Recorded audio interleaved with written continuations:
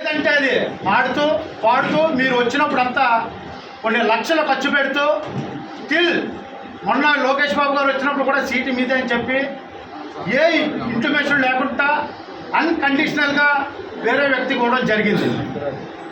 ఈ 5 సంవత్సరాలు అనకాపల్లి నియోజకవర్గంలో జనసేన నుండి భాస్కర్రావు గారు ఆ పార్టీని కాపాడుకొచ్చారు. అదేవిధంగా పీలాగోన్ సత్యనారాయణ తెలుగుదేశం పార్టీని కాపాడుకొచ్చారు. ఇది అనకాపల్లి నియోజకవర్గం అంతా తెలిసిందే.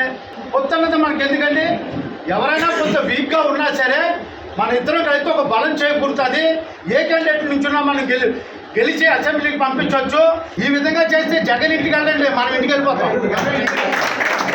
అదేంటంటే గెలిచే సీట్లు ఎందుకు ఇలా పాటు చేసుకుంటున్నారో మాకైతే అర్థం కావట్లేదు. మన పార్టీ కొన్ని సిద్ధాంతాలు ఉన్నాయి. ఆ సిద్ధాంతాలు మీరు చెప్తుంటే మన క్రమశిక్షణ పార్టీలో ఎవరైతే కష్టకాలంలో నిల్చుంటారో వాళ్ళకి బంగారు భవిష్యత్తు పార్టీ మీ యొక్క బాధ్యతలు మేము తీసుకుంటామని చెప్పారు. మరి ఇదేనండి మీరు బాధ్యతలు తీసుకోవడం. అందువల్ల మీరు ఒకసారి పునరాలోచన చేసి, ఇంకా టైం ఉంది, సమయం ఉంది, అంతా మన చేతిలోనే ఉంది. మీరు అనుకుంటే చేయలేనిది ఏమీ లేదు. దీన్ని నిరుత్సాహపరుచుకుంటా తగిన విధంగా ఏదంటే అది ఆడుతూ పాడుతూ మీరు వచ్చినప్పుడంతా కొన్ని లక్షలు ఖర్చు పెడుతూ స్టిల్ మొన్న లోకేష్ బాబు గారు వచ్చినప్పుడు కూడా సీటు మీదే అని చెప్పి ఏ ఇంటిమేషన్ లేకుండా అన్కండిషనల్గా వేరే వ్యక్తి కూడా జరిగింది. ఈ 5 సంవత్సరాలు అనకాపల్లి నియోజకవర్గంలో జనసేన నుండి భాస్కర్రావు గారు ఆ పార్టీని కాపాడుకొచ్చారు.